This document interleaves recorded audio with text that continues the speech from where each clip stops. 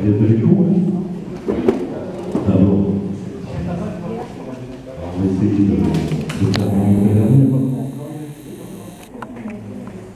Là, c'est mieux, c'est bien, c'est bon. Ouais.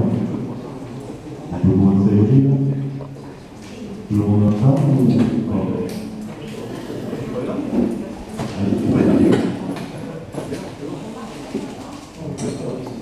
C'est 36 ça. Bon, oui. Donc on appelle Francis Cazot, c'est ça. Frédéric Lafrique, c'est ça. Jean-Louis Laporte, c'est ça. Roseline de la Culture, le pouvoir Alex Lafontaine.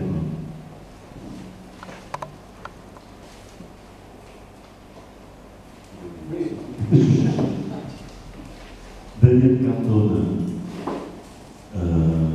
Benoît Macron s'est représenté par Martel Berquet, Jean-Marc Baudy, Yves Ducal, César, Alice Lafontaine et César, Gilles Bernal, César, Jean Berceau, César, Claude Boisseau, César, Cédric Pescaille, César, Patrice Souki, César, Jean-Claude Duclar, excusez, Jean-Jacques Deleuze, César, Pierre Sourbier, César, Arnaud Bozet, César, Marie Bergérien, présente,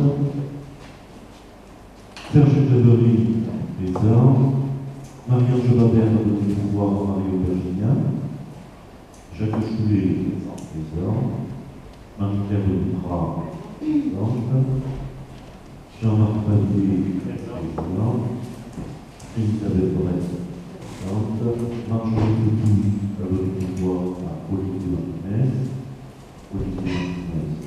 qui est présent, et Didier Dupouy. On va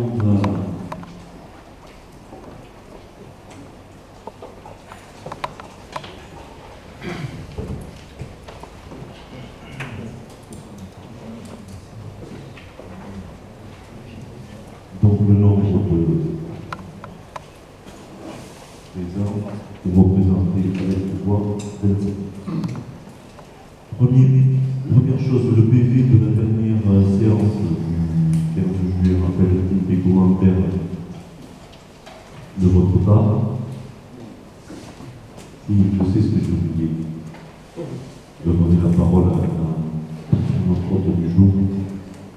J'étais déjà dans la réunion, je vais vous excuser. Bien, ce sont les thématiques pour ça. On va essayer d'abréger l'initiative de venue. Je vous reçois ici pour le premier conseil communautaire à Lyon. Je remercie la communauté de Lyon d'avoir fait l'effort de vous envoyer vers le haut et pour que vous le ressentiez du mieux possible. Voilà, je vous donne la parole à monsieur le président. Merci Jean-Marc. Donc la situation va vraiment démarrer. Donc dernier conseil communautaire, compte rendu, pas de commentaire. Personne ne s'oppose à son adoption, ni l'abstention. Vous ne verrez pas davantage d'inconvénients à ce que Jean-Marc soit notre secrétaire de séance. Soit désigné non plus. Donc le premier point du jour qui vous a été proposé, donc l'élection d'un secrétaire vice-président. Je vais donner la parole à Claude pour donner quelques compléments d'explication. Au dernier conseil communautaire, elle avait pris la parole et vous avez dit qu'elle souhaitait mettre terme à son mandat, son engagement par rapport à la question économique et tout cela fait. Donc le préfet nous a accepté la démission il y a quelques jours, donc nous avions quelques jours pour voir à la nomination, à l'élection d'un groupe, d'une nouvelle vice-présidente. Claude, si tu veux, avant que l'on expliquer, compléter. Je vais vous dire quelques petits mots, je vais essayer de ne pas être très longue. Donc ce que je veux dire déjà, c'est que le temps qui passe ramène les choses à leur juste valeur. Alors j'ai écrit, parce que je ne veux pas dire quand même toujours n'importe quoi. Et c'est donc aujourd'hui sans passion que je vous confirme la démission du mandat de vice-présidente que vous m'avez confiée. Démission acceptée par le préfet en date du 6 juillet. J'ai également démissionné auprès du président de la communauté des communes pour la mission de la lecture publique. Je respecte la décision démocratique, bien qu'on aurait pu en débattre, qui a constitué à rejeter votre projet mené depuis 4 ans et pour lequel je n'étais que le rapporteur. J'ai œuvré sur le développement d'une médiathèque communautaire à votre demande et je ne peux que constater aujourd'hui notre différence d'appréciation sur l'engagement que doivent porter les élus en faveur du service public, de l'intérêt général, du développement du lien social, de l'accès à la connaissance et au savoir pour tous. Ce sont des débats de fond qui n'ont jamais été abordés entre les élus, d'où sans doute l'incompréhension actuelle. Je tiens à remercier tout particulièrement l'équipe de la médiathèque que vous avez recrutée avec bonheur. Je les remercie pour leur implication, leur professionnalisme. Elles ont travaillé avec enthousiasme depuis 4 ans sur votre projet que vous rejetez d'un revers de main. Et je leur souhaite la poursuite d'une carrière professionnelle riche, épanouissante, sans mépris et sans désillusion. Je ne remercie pas les élus de la commission de la lecture publique, pour laquelle je n'étais que le porte-parole et qui ont voté contre leur propre projet. Enfin, et pour ne pas abuser de votre temps précieux, je vais vous lire la lettre du cabinet d'architecte King Kong que vous avez choisi à l'unanimité pour la création d'une médiathèque communautaire. En tant qu'élu, vous pourrez peut-être entendre ce que pense la société civile, mais aussi peut-être vos administrés silencieux, ceux qui rejoignent le rang des abstentionnistes lors des élections ou qui rejoignent les extrêmes. Je vais donc vous donner une lecture de cette lettre que M. le Président a reçue. Monsieur le Président, j'apprends ce jour que le Conseil communautaire a décidé de mettre un terme aux études techniques et architecturales du projet de rénovation et extension de cette médiathèque. Je sais combien l'État et les collectivités locales étaient prêts à soutenir le projet pour aider à sa mise en place. Il semble donc que l'intérêt général ne soit pas la préoccupation de tous. Il semble aussi que la culture comme vecteur de développement économique ne soit pas pour tout le monde un fait acquis. Je le regrette avec d'autant plus d'amertume que nous étions investis pleinement dans le projet avec mes associés et mes co-traitants. Le processus d'échange, pas toujours évident à installer, s'était pourtant bien mis en place avec vos services et la direction actuelle de la médiathèque. Tout ce travail fut donc vain et à jeter aux oubliettes. Sachez, Monsieur le Président, et je veux croire à votre écoute, que je suis effondré à l'idée même que mettre un terme à ce projet relève non pas de mon travail mal fait ou d'échanges indélicats entre nous, mais plutôt d'un choix politique qui l'eût bien mieux valu entreprendre il y a de cela de longs mois. Le travail, l'engagement, l'économie n'ont donc pas de valeur, pas de sens, car d'un revers de main, certains balaient des mois de labeur sans état d'âme. Cette réalité est triste, cruelle et sans perspective. L'atelier d'architecture King Kong, et peu importe le travail fait, ne retournera donc pas à Saint-Sevé. Partout, pourtant, où l'on travaille, un attachement se fait avec les gens, avec les services, avec un paysage ou une atmosphère. Grâce à l'entreprise de SAP d'une poignée, nous serons privés de cet échange. Bon, après, qu'est-ce que je vous dis? Bon, ils sont dans la merde, ils vont être obligés de licencier, mais ça, bon, c'est annexe, on va dire. Je vous remercie de votre écoute.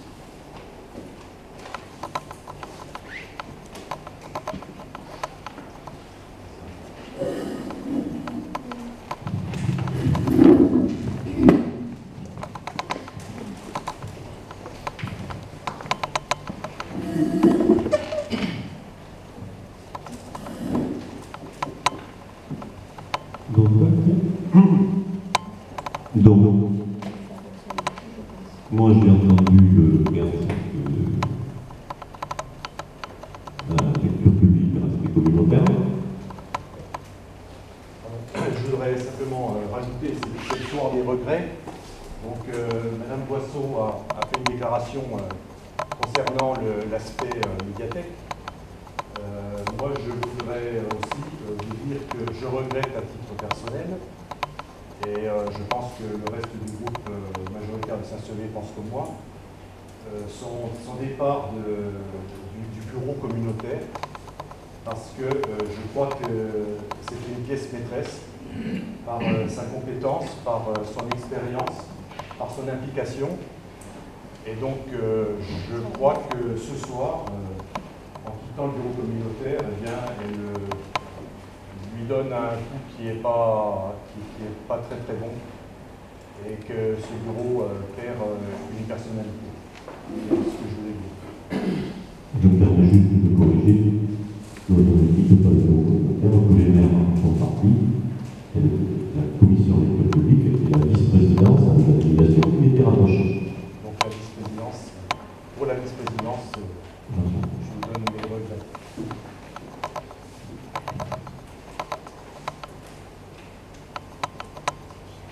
Ceci étant dit, vous me détrompez si j'ai une anarie. On a quand même dit que l'on gardait au sein de la communauté commune cette compétence, que pour la partie immobilier, réflexion sur l'immobilier, était dans la commission bâtiment voirie, il l'avait en charge. Donc le projet qui va avec, le projet modeste et de qualité que tout le monde appelle ses vœux, qui le mène, qui anime la réflexion, qui accompagne les équipes vers ce fonctionnement-là, réadapte leur fonctionnement qui est basé sur le projet précédent. C'est tout de la mission, selon moi, incombe à un vice-président en charge de la lecture publique qui réfléchit aux mutualisations dont tout le monde se pense conscient qu'elles ont vocation à exister. Voilà, c'est ça la mission qui, à mon avis, ne peut pas être laissée en déshérence et qui incomberait à un 7e vice-président.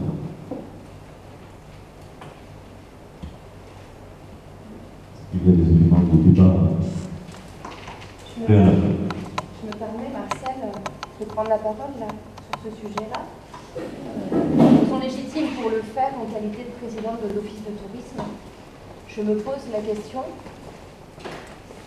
partagée par le reste de notre équipe majoritaire de Saint-Sevé, de la nécessité d'une vice-présidence, d'une 7e vice-présidence. Je me sens légitime dans la mesure où, effectivement, je fais partie aussi du conseil d'exploitation. Je l'avais rejoint dans la commission médiathèque. On est dans un contexte très tendu budgétairement. Ça n'empêche pas de travailler, de bien travailler, de gérer des équipes. Je ne pense pas qu'on ait besoin d'une indemnité de vice-présidence. Et je vous soumets la réflexion de rester à 6 vice-présidents, ce qui n'empêche pas à Jean-Jacques, puisqu'il en avait évoqué le souhait de travailler sur la continuité du travail qu'a fait Claude. Voilà. Personnellement, c'est une alternative. Réglementairement, c'est pas compliqué. Au bout de 15 jours, après la démission d'un vice-président, soit on en élit un nouveau, soit on délibère et on ramène le nombre de vice-présidents à 6. C'est tout à fait possible. Mais bon, moi j'y vois que l'inconvénient, la question que je pose, c'est qui s'occupe de cette compétence-là pour regénérer, c'est tout. Mais après, on est obligé de vice-président, on comprend bien. Rien il y a une chose qui me dérangerait, c'est qu'on vient d'expliquer maintenant qu'il y a plus de public. Je me trompe ou c'est parce que j'ai compris jusque-là? On était raccord sur le fait que c'est une compétence qui est restée communautaire. D'autant plus, Marcel, qu'on n'était pas présent, mais effectivement, en tout cas, pour ce qui me concerne, Claude a fait son travail à l'époque où elle n'était pas vice-présidente. C'est que depuis cette année. Donc ça n'empêche pas du tout de travailler sur le sujet. Je ne vois pas la nécessité d'une vice-présidence à tout prix. Et je pense que ça fera du bien à tout le monde en période de crise, comme nous on l'a fait dans notre commune, d'enlever cette indemnité-là. Et ça sera toujours possible de gagner pour autre chose.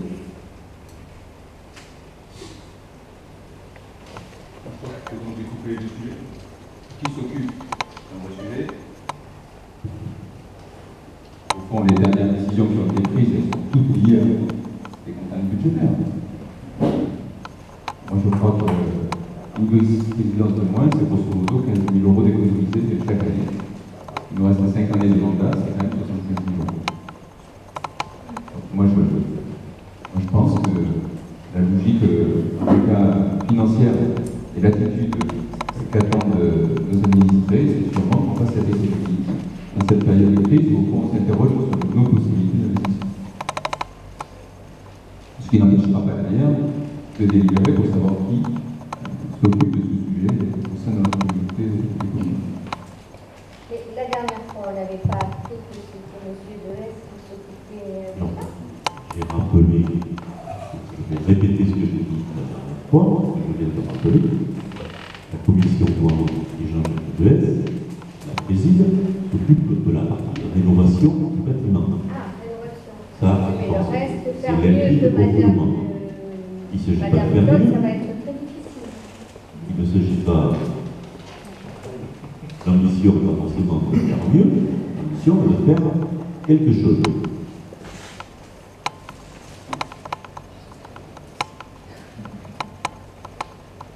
Est-ce qu'il y a d'autres commentaires?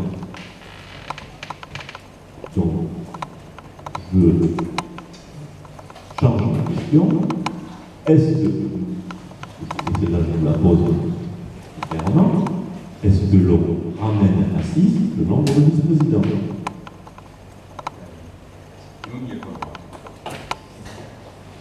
Qui s'y oppose? Qui s'abstient?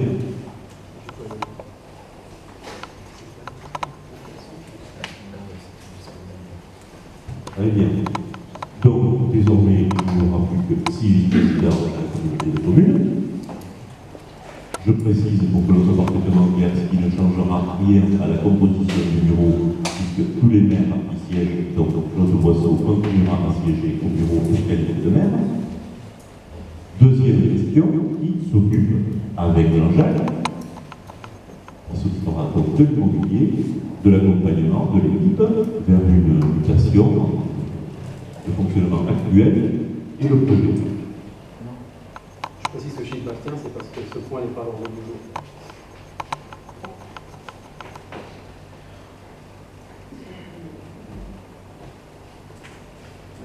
Non, alors du jour on veut.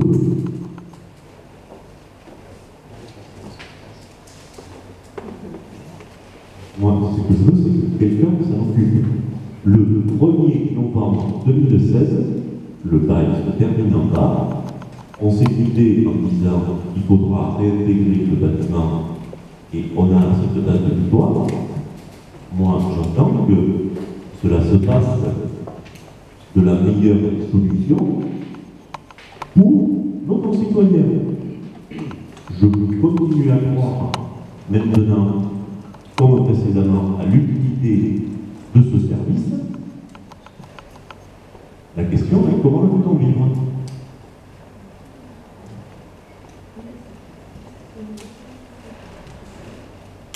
Alors, il y a une petite différence, c'est que contrairement à l'élection d'un vice-président, on n'est pas tenu par les délégués. Donc, un responsable de cette commission, ce n'est pas le vice-président, nous allons le trouver aujourd'hui. Mais par contre, mes chers collègues, je vous le dis bien tranquillement, le conseil de rentrée au mois de septembre, je ne sais pas quelle date sera bien qu'on le prépare, que quelqu'une se retrousse les manches pour faire ce boulot-là, parce que la situation est quand même la suivante. Je pense que la plupart le savent, mais je vais quand même le répéter. Le déménagement des locaux initiaux vers le bas a entraîné une réduction conséquente du stock et de la collection proposée. Donc, une réintégration sera bien préparée. Les équipes avaient été recrutées en vue de mettre en œuvre un projet bien précis. Aujourd'hui, la question se pose de leur importance, des compétences qui sont réunies, du travail effectif qui est mis en œuvre. pendant une période transitoire et après en retour. Dans les locaux initiaux, la commission et sa présidente ont défini avec l'équipe des animations au mois de septembre ou octobre, mi-septembre ou octobre. Il y a une vie après le 1er septembre ou après le 1er octobre qui est obligatoire. Il va bien falloir que quelqu'un s'y colle là aussi. Donc pour moi, si vous le souhaitez, le sujet est clos pour l'instant, mais que chacun garde en tête que dès le mois de septembre, il faudra bien que l'on remette ce sujet sur la table pour faire fonctionner un service de qualité. Pas d'autres commentaires? Olivier? Je me permets d'insister, il n'y a pas à l'ordre du jour la suppression d'un poste de vice-président. Mention spéciale, élection du 7e vice-président. Il n'y a pas, en cas de refus de réélection, une proposition de délibération pour réduire à 6. C'est tout. Bon. Non, c'est pour information.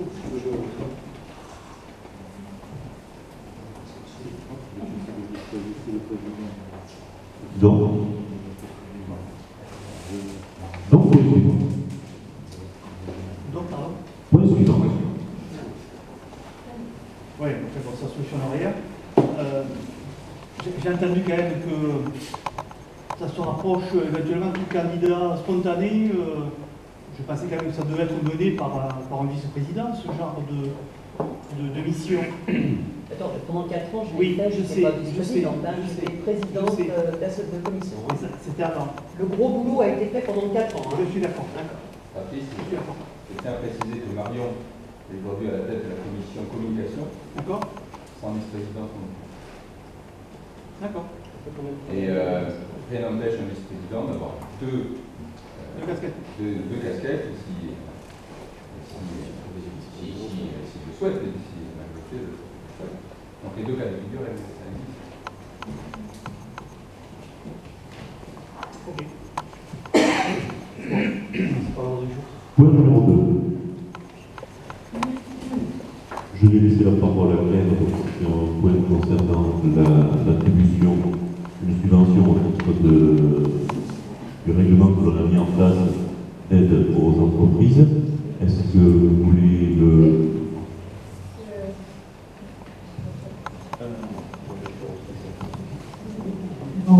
Sur les personnes qui se sont positionnées par rapport à cette situation à l'heure actuelle, un seul dossier a été présenté de façon complète.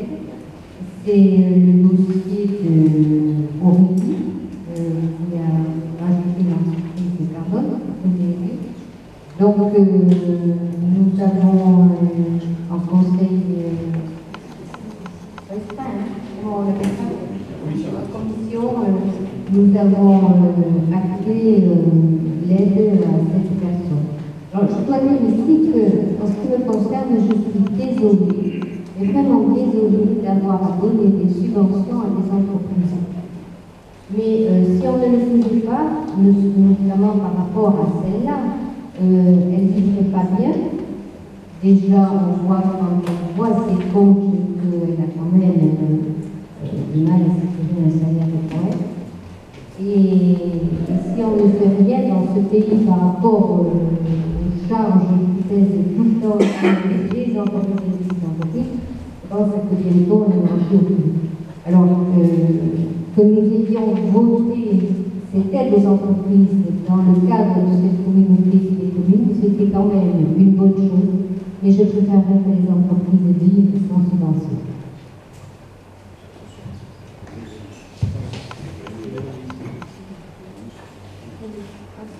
Donc il s'agit d'une subvention de 1299,75 €, en tout cas prévu dans le maximum prévisible, sur une dépense éligible de 6 490,76 taxes correspondant à l'intervention correspondant au règlement de 2% sur le montant en taxe éligible. C'est clair? Est-ce qu'il y a des oppositions à l'attribution de cette subvention, des abstentions? Je vous remercie. Point suivant concerne le personnel. Il vous a été transmis le règlement santé, hygiène et sécurité au travail, ainsi que le plan de formation. Ils sont rattachés. Est-ce qu'il y a des questions sur ces documents? Il nous faut les approuver dans le conseil communautaire, notamment le plan de formation devient exécutoire. Pas de questions? Qui s'oppose à l'adoption du règlement sanitaire, sécurité au travail et au plan de formation? Non, avec, s'abstient. Je vous remercie. Le point suivant concerne toujours le personnel et l'évolution de carrière d'un agent, et donc actuellement adjoint territorial de première classe et qui est admissible au grade d'adjoint administratif principal de deuxième classe. Viviane de la Culture, qui est en poste à la vie. Est-ce qu'il y a des oppositions à l'adaptation des postes permettant cette évolution, des abstentions? Le point suivant concerne l'adaptation du régime indemnitaire qui va avec la création de ce poste nouveau. Nous venons d'approuver. Est-ce qu'il y a des oppositions à l'adaptation du régime indemnitaire? Des abstentions? Je vous remercie. Arnaud, tu veux bien nous présenter, parler des discussions que vous avez eues en commission des finances et des conclusions?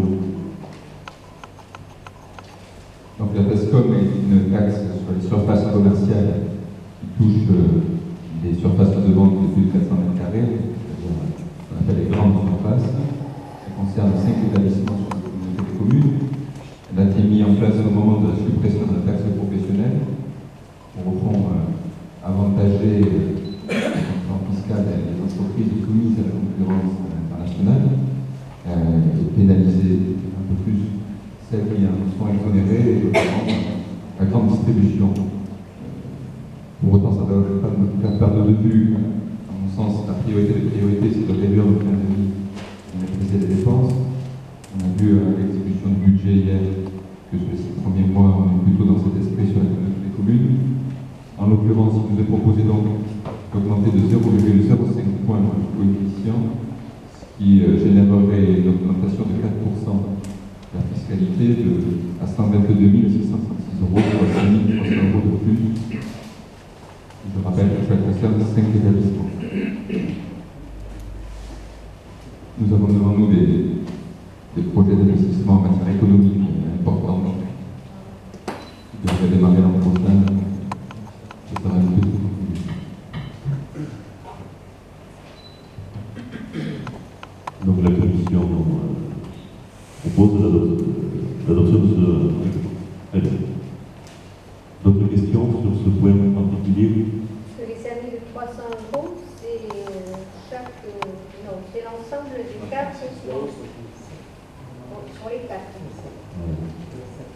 7. D'autres questions? Donc, qui s'oppose au relèvement du coefficient, donc le lien calendaire avec les conséquences que je viens de vous décrire? Arnaud, qui s'abstient? Je vous remercie. On va s'appliquer pour la prochaine période. Point suivant, voirie matériel, renouvellement du acteur, nous avions voté un budget. Jean-Jacques, tu peux bien nous expliquer de quoi il retourne? Oui, c'est en vue de changer le matériel que nous avons, c'est-à-dire le tracteur et le chargeur, parce que il a fait une limites. Premièrement, il est par là un souci, parce que nous avons encore des frais à y faire dessus, notamment sur le relevage. Et en plus, c'est un matériel qui n'est pas très bien adapté à ce que l'on fait maintenant. D'autant plus qu'on accentue de plus en plus le travail de gravillonnage. Donc il y a beaucoup de chargement de cailloux. C'est pourquoi nous avons pensé à changer ce type de matériel par un matériel beaucoup plus conséquent, beaucoup plus puissant.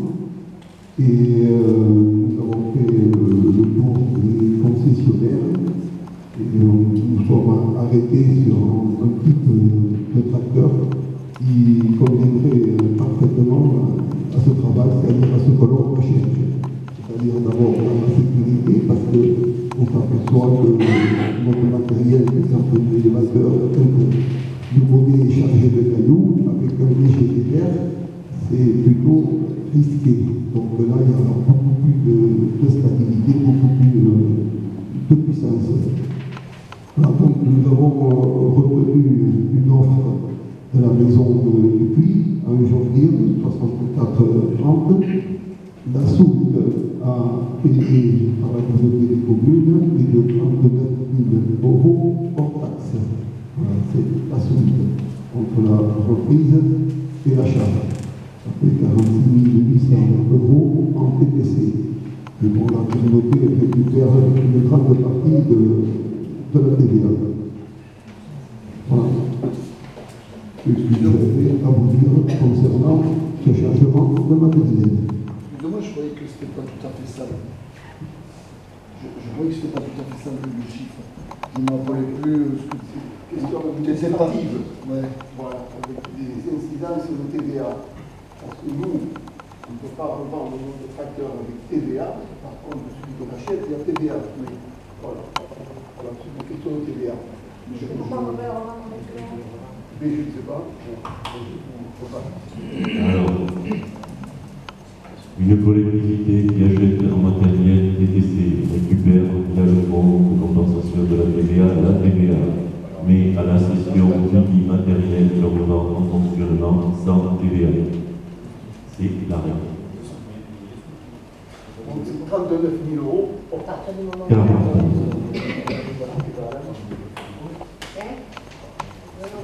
Est-ce qu'il y a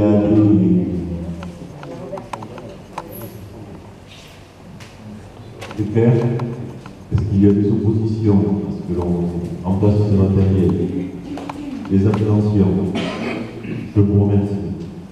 Président de l'Europe touristique, Marion, tu veux venir des réalisations de tarifs? Après, je vous invite à consulter, si vous le souhaitez, les tarifs qui sont modifiés ou qui sont ajoutés. Sauf contrôle de Frédéric ou de Marcel, il s'agit d'une nouvelle billetterie qu'on a mise en place début août pour un festival qui s'appelle Chansons et mots d'amour, qui aura lieu le 7, 8 et 9 août. Donc, je vous invite à consulter les tarifs associés. Des visites de groupe, en l'occurrence atelier d'écoute de canard, atelier découverte des goûts et de foie gras. La visite de la maison Saint-Ex, c'est une dégustation de tourtière. Et puis ensuite, à la rubrique Petit Souvenir, porte-clés de Saint-Soulé, marque-page, stylo, barrette et magnette. Voilà pour la réflexion. Pas d'opposition à ce que l'on fait ces tarifs dans le catalogue de tourisme. Pas d'opposition. Point suivant, le rapport annuel sur le service public dans les mondes des déchets. Je précise pour les communes adhérentes au SOSCOP, que celui-ci est ordre de notre commune. On interviendra plus tard, donc ça concerne Conam, Fasogo, Mongo et OVC. Est-ce qu'il y a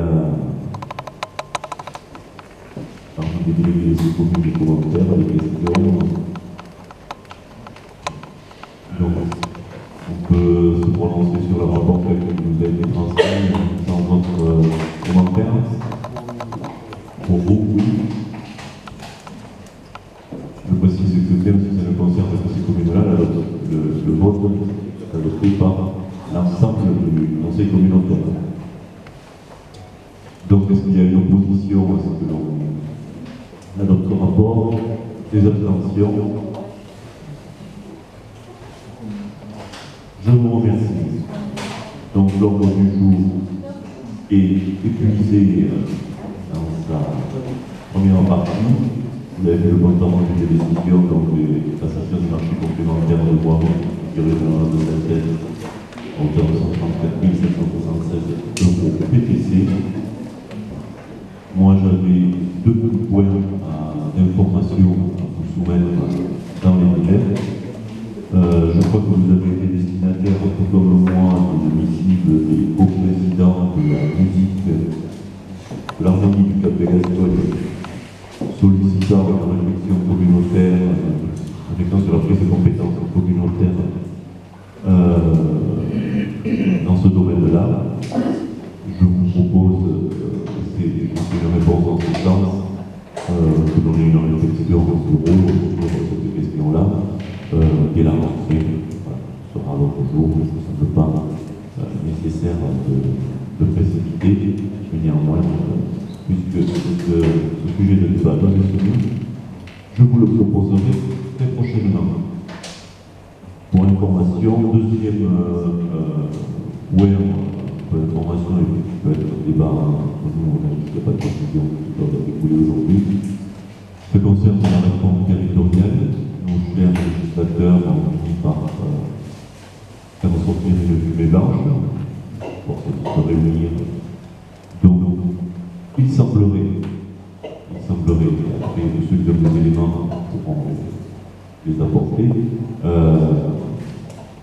que nous soyons concernés directement par cette réforme-là, puisqu'en fonction de calcul de densité, ferions partie des collectivités qui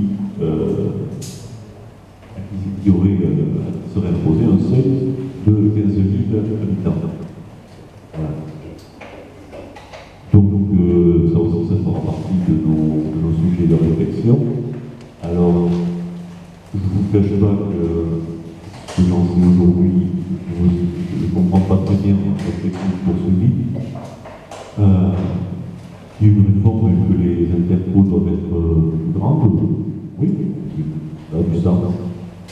Là, j'ai un peu de mal à comprendre parce qu'on veut des interpôts plus grandes, sans changer ou sans modifier le mode de représentation. Donc je ne vois pas très bien comment est-ce qu'on va devoir le faire. Après, je ne m'inquiète pas, on pourra comme d'habitude. On se débrouillera et puis ça n'arrêtera pas de venir pour autant. On pourra ramener une solution. Mais ça me semble tout sauf clair. Et moi, ce que je regrette profondément, c'est que les législateurs n'aient pas, pour une fois, mis les choses dans l'ordre, c'est-à-dire calibrer des projets de collectivité en fonction des compétences que l'on veut leur donner. Mais on va avoir un nouveau bidouillage sur le nombre. Le truc avec des questions fumeuses de densité qui font que l'on n'y est pas. Pour moi, tout le monde aurait dû y être. Ça ne me gêne absolument pas que l'on soit concerné. Et tout le monde aurait dû y être. C'est d'avoir une vision professionnelle d'un territoire. Juste pour vous faire sourire, si vous amusez à faire le calcul et si tant est que je ne me sois pas trompé, voilà, il y aurait 12 habitants de moins sur l'ensemble de la Concorde. 12 habitants de moins sur l'ensemble de la Concorde l'année de référence, on ne serait pas touché par la Concorde. Vous voyez un peu le fond de la réforme. 12 habitants, oui. Si au lieu de 11 181, il y en avait eu 11 166, nous n'étions pas concernés par la réforme. Est-ce que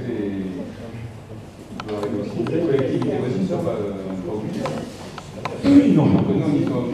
Voilà, indépendamment de moi, ce que je déplore, c'est que la conséquence d'un an de réflexion, ça se joue à ça. Moi, si on me propose une réforme qui consiste à dire toutes les intercos doivent avoir un minimum à 15 000, 20 000, 25 000 pour exercer telle et telle compétence en lien avec un tissu de collectivités, des départements qui font ceci, qui font cela, des régions qui font le complément, ou sans département, j'en sais rien, aucune idée fixe par rapport à ça, là je veux bien comprendre une réforme. Mais une réforme qui consiste à dire on va aller à 15 000, Mais alors, à 11 habitants près, on va à 15 000, on va à 10, on va à 2, je trouve ça stupide. Ça ne sert à rien. Mais il n'empêche que pour les 2 ans à venir, ça va bien s'occuper. Voilà ce que je voulais vous en dire. Peut-être que je dirais le contraire dans quelques mois, parce que j'ai du mal à m'habituer à des termes définitifs en la matière, tellement du voir d'aller retrouver.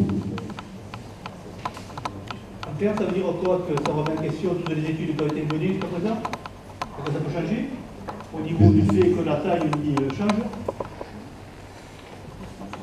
Ça veut dire qu'au 1er janvier 2017, il faudra qu'on ait intégré une communauté des communes qui fasse plus de 15 000 habitants. Aujourd'hui, c'est à peu près tout ce que je peux te dire de façon certaine. Qu'est-ce que ça remet en cause de compléter? On représente une réunion d'information, donc on en a rediscuté, je ne pense pas qu'il y ait beaucoup plus à l'heure actuelle. Mais ce que ça veut dire aujourd'hui de façon à peu près certaine, c'est ça. On aura le choix de... On a le choix de tout. Je suppose qu'on a le choix de tout. C'est un choix peut-être. C'est un choix peut-être. C'est-à-dire, c'est sûr à 100% ou c'est pas sûr encore? Ah, Si, là, c'est clair. C'est aussi certain. non. La loi est votée, mais pas l'élection. Non, au 30 juillet. C'est pas vrai. C'est pas encore voté. En fait, il y a eu une commission paritaire qui s'est réunie le 9 juillet qui a priori valide certains points. Et juste 2 points que je partage en partie ce qu'a dit Marcel. Quel est le nôtre? Vous avez dû avoir un courrier de l'association des maires des Landes qui reprend certains points. Il y en a 3, grosso modo. Le premier, c'est la redéfinition des compétences de la région. On va pas s'étendre dessus, même si pour certains c'est assez compliqué. La redéfinition des compétences du département. En ce qui concerne ensuite le bloc local, on peut parler des des communes. Donc Marcel l'a dit, nous on fait partie des communes. Enfin, on ne pourra pas rester en l'état, compte tenu de la démographie sur le territoire, de la densité, on est obligé de fusionner. C'est vrai que si on avait eu 11 habitants de moins, on n'était pas obligé de le faire. En tous les cas, bon, après, est-ce qu'on l'aurait fait ou pas, c'est autre chose. On n'était pas obligé dans la mesure de l'autre chose. Ce qui veut dire que sur le département, il y a 8 comités de communes qui auront obligation à modifier leur périmètre de fait, parce que soit elles auront moins de 5000 habitants, c'est Bissau, c'est le pur sang, et pour les autres qui ont moins de 15 000, avec le de 5000, c'est Orbe, Pouillon, Cap de Gascogne, Gilbon, Buron et Montfort, qui devront fusionner. Alors, madame Duprat-Doudier, c'est pas parce qu'on a 11 habitants en trop, c'est parce que, oui, on peut dire qu'on les a en trop, mais bon, les pauvres. Voilà. Non, en fait, c'est vrai que c'est une limite qui est excessivement faible et qui nous fait basculer. Bon, après, voilà, Marcel l'a dit. Après, il y a des délais aussi qui sont assez courts. Hein.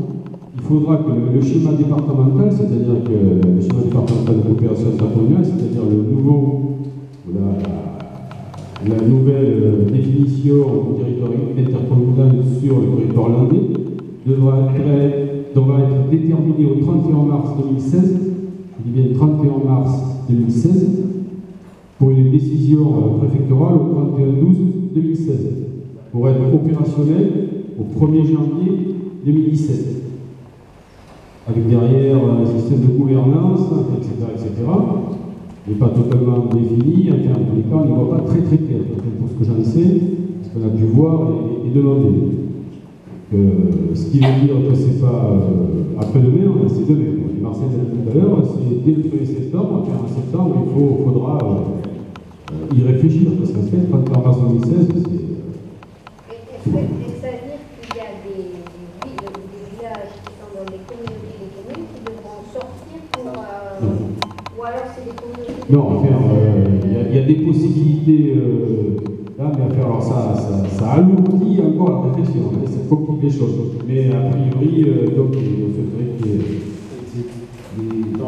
Dans les attendus de la loi, Alors, première chose, toujours les services de l'État, c'est le préfet qui propose la première carte de redécoupage intercommunal. Non, ça fait beaucoup de problèmes. La chose, c'est ça, c'est le préfet qui, en théorie, présente la première carte. Il le fait en respectant les attendus de la loi, c'est-à-dire que, ça peut être paradoxal pour nous, par exemple, respecter le périmètre des cantons, respecter le périmètre des SCOT, mais par exemple aussi, il y a dans les attendus respecter les bassins de vie.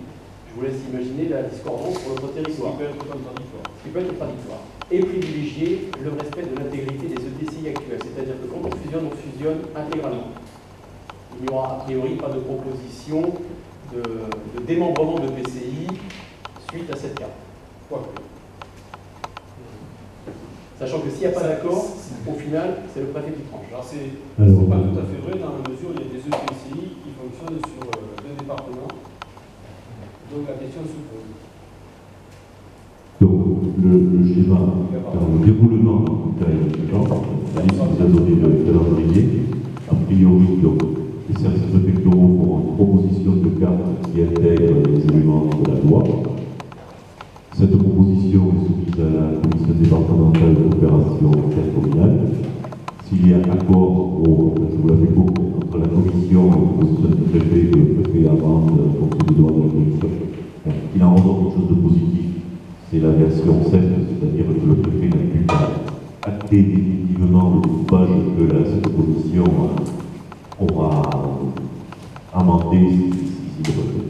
Et puis, de toute façon, comme je l'ai dit, à la fin du faire, c'est pas compliqué, le 31 décembre 2016, c'est le préfet qui a acté, commission ou pas commission, il a le pouvoir pour décréter que c'est qu'il y a un découpage. A priori, je dirais, le démembrement des EPCI ne fait pas partie du programme de fusion. C'est pas comme ça que c'est entériné.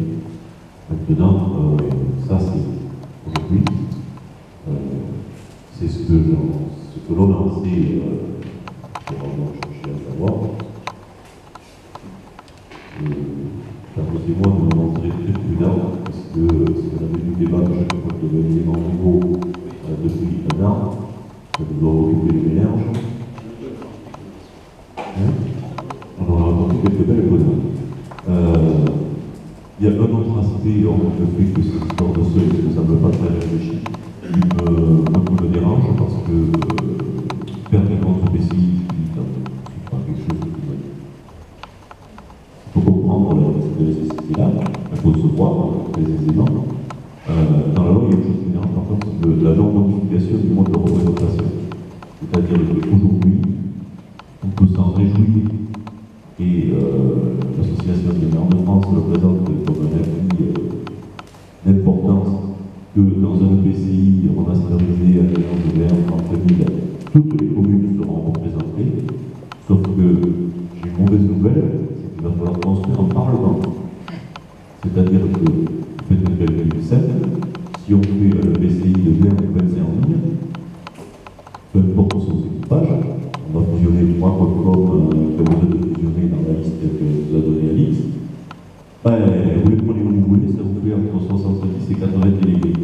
Si on garde un autre moment de représentation à la logique, en fonction de la population.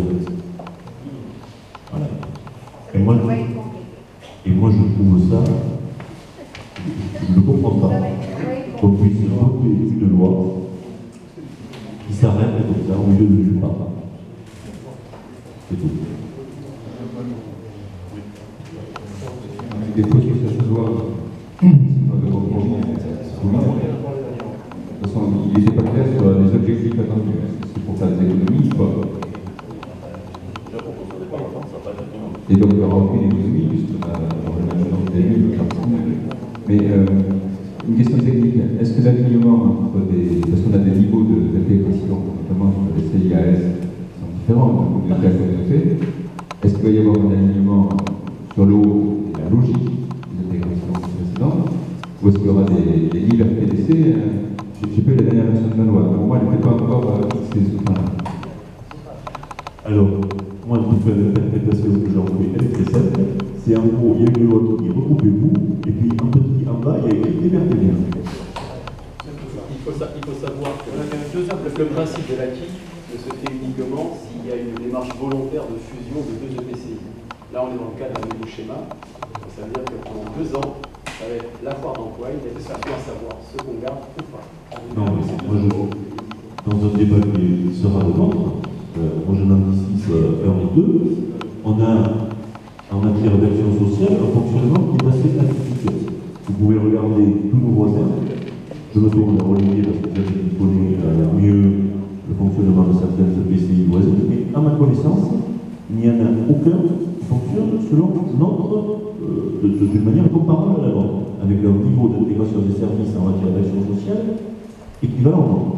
Ils ont peut-être raison, peut-être que c'est ce qu'ils ont tort, mais en attendant, on fonctionne comme ça, et moi j'aurais tendance à penser que finalement c'est pas trop mal, et que je pense que le service apporté à nos concitoyens est là de qualité, et on n'a pas vocation à revenir en arrière. Donc comment est-ce qu'on va se marier avec quelqu'un qui a une vision différente, aussi respectable fut-elle, mais qui nous dit, moi, bien gentil, mais les crèches multi-accueil, j'en veux pas. Des centres de loisirs communautaires, j'en veux pas. Voilà, c'est effectivement ça. Moi, j'ai rien vu dans la loi qui prévoit que ça puisse se régler. Autant je pense que pour voir comment on gère la voirie, on aura rapidement un terrain d'entente, à savoir à quel rythme on replace. Mais sur des questions de fonctionnement comme celle-là, je pense que ça nous promet de se battre de soi. On a aussi des compétences dans le sens inverse. On a des communautés qui sont en train de mettre en place la compétence scolaire. Voilà. On va s'amuser.